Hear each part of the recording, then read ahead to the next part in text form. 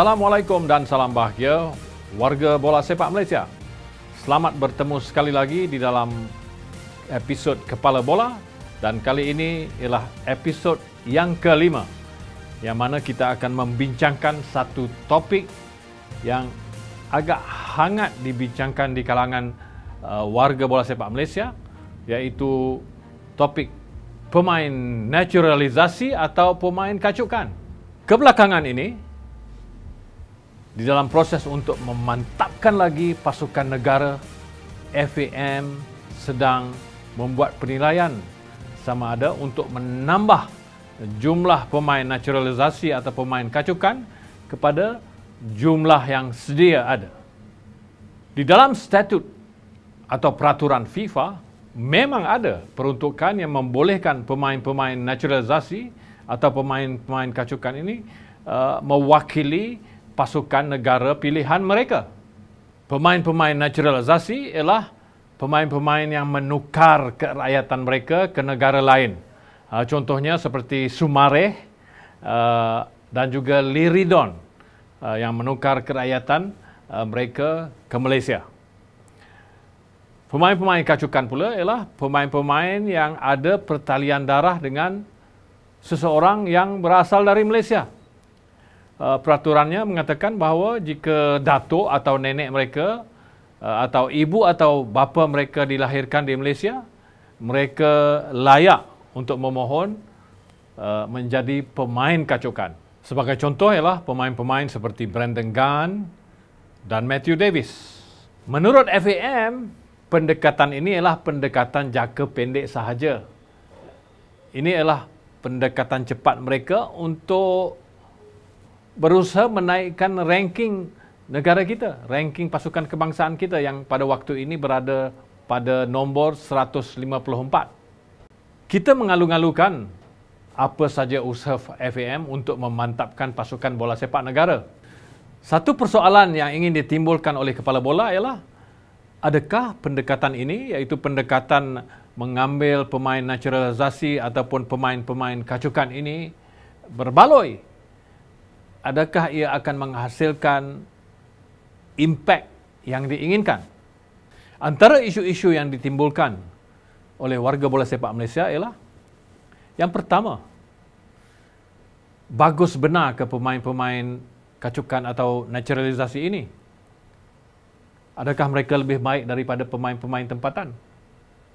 Kedua, bagaimana dengan peluang-peluang pemain tempatan untuk beraksi dengan pasukan kebangsaan? Ketiga, kita dah ada program pembangunan. Apa akan jadi dengan program itu?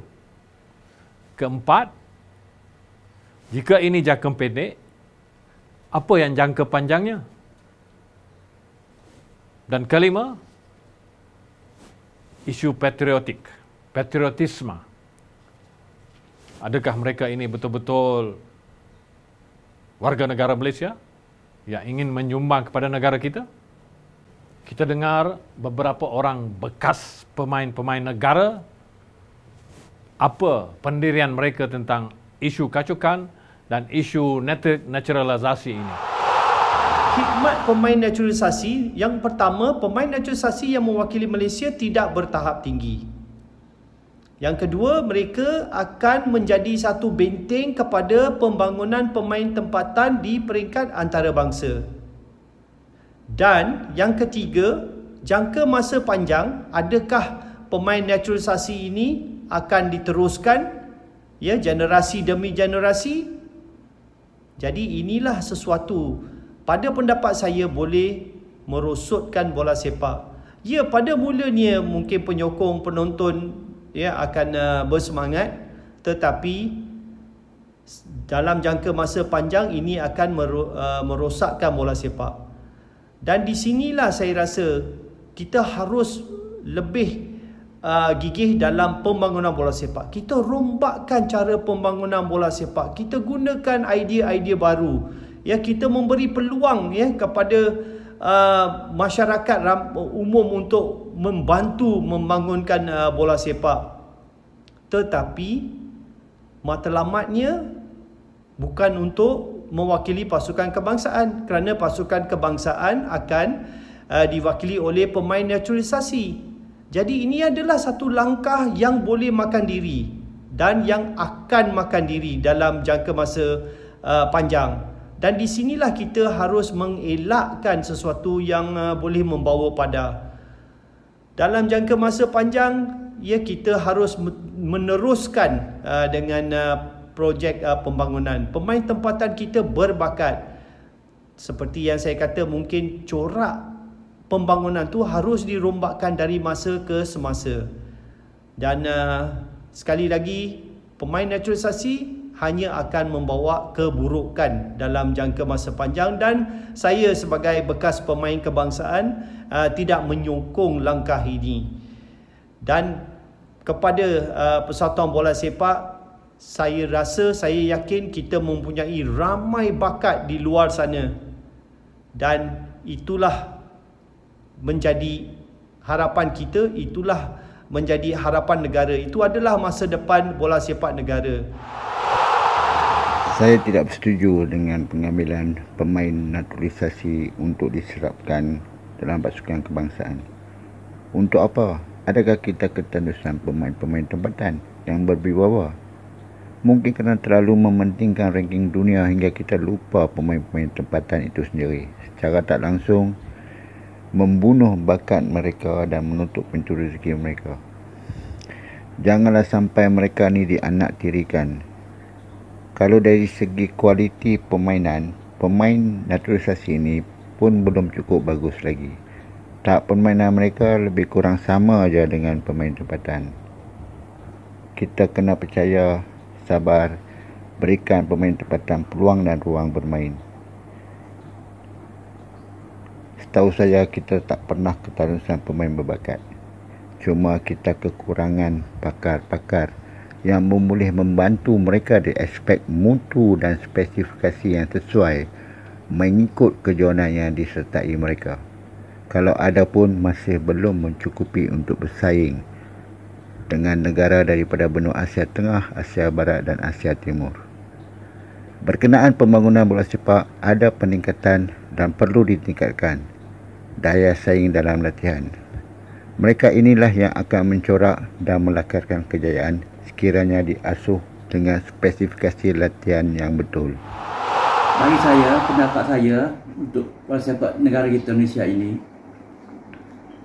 saya setuju dengan pemain import Malaysia yang nak ambil pemain import Malaysia tu, tapi dengan syaratnya ada berkualiti pemain. Kalau pemain dan tidak ada kualiti, pemain kita tempatan yang lebih baik, tak guna kita mengambil pemain import itu. Kalau kita nak ambil pemain import, mestinya ada kualiti tinggi dan position yang kita tak ada bagus, barulah kita ambil pemain import tu. Kalau kita dah ambil pemain saja banyak pemain import, apa jadi pada pemain tempatan kita? Pemain tempatan kita ni ada terkelam. Pasal ramai sangat pemain import berada di dalam skuad pasukan negara kita Malaysia. Jadi kita harapkan pihak atasan memberi peluang banyak kepada pemain tempatan kita. Bukan saya tak setuju dengan mengambil pemain import. Kalau mengambil pemain import bagus, pasukan kita akan jadi bagus dan kuat. Tapi apa terjadi pada pemain tempatan kita? Kalau pemain tempatan kita yang bagus, dia mesti kita kena serapkan dia bermain. Tak, pemain import tak mestinya dia kita bahasa pemain import, tapi dia semestinya tak bagus. Kadang-kadang lebih baik pemain tempatan kita lagi pada pemain import. Saya setuju dengan pengambilan pemain naturalisasi ini, tetapi janganlah terlalu ramai dalam skuad kebangsaan. Kalau terlalu ramai, mungkin kita tidak dapat melihat pemain tempatan kita beraksi dalam kesebelasan, hanya untuk memanaskan baku simpanan sahaja. Dan dengan pengambilan pemain naturalisasi ini, mungkin kita pasukan kebangsaan kita dapat bersaing dengan pasukan-pasukan handal di Asia ni, dan mungkin dapat mengubah ranking kedudukan kita yang selama ini duduk tercorok. Bagus tak bagus pemain naturalisasi ini, saya rasa bukan jadi masalah. Kalau kita rasa kita ni tidak bagus, maka kita perlulah membuat ekstra dalam latihan. Tentang bakat lokal pula, saya rasa mestilah mereka bersemangat untuk mengekalkan prestasi masing-masing untuk mereka dipilih bersaing dengan pemain naturalisasi dalam pasukan kebangsaan. Dan untuk program pembangunan rasanya patut mengikut corak permainan yang ditunjukkan dalam pasukan kebangsaan. Tentang kesungguhan pemain naturalisasi ini, kita dapat menilai mereka dalam sesuatu pertandingan nanti. Dan yang lain-lainnya saya rasa yang perlu utamanya untuk mengambil pemain naturalisasi ini, kita mesti pastikan mereka ini pemain yang mempunyai skill yang tinggi dan cergas dan tidak ada mempunyai kecederaan. Itulah tadi kita telah mendengar pandangan-pandangan daripada bekas pemain-pemain negara tentang isu ini. Minggu hadapan kita akan mendengar pendapat daripada peminat-peminat pula. Jangan lupa subscribe, like, komen dan share. Sampai di sini dulu episod Kepala Bola. Hingga ketemu lagi di episod yang akan datang. Assalamualaikum dan salam bahagia.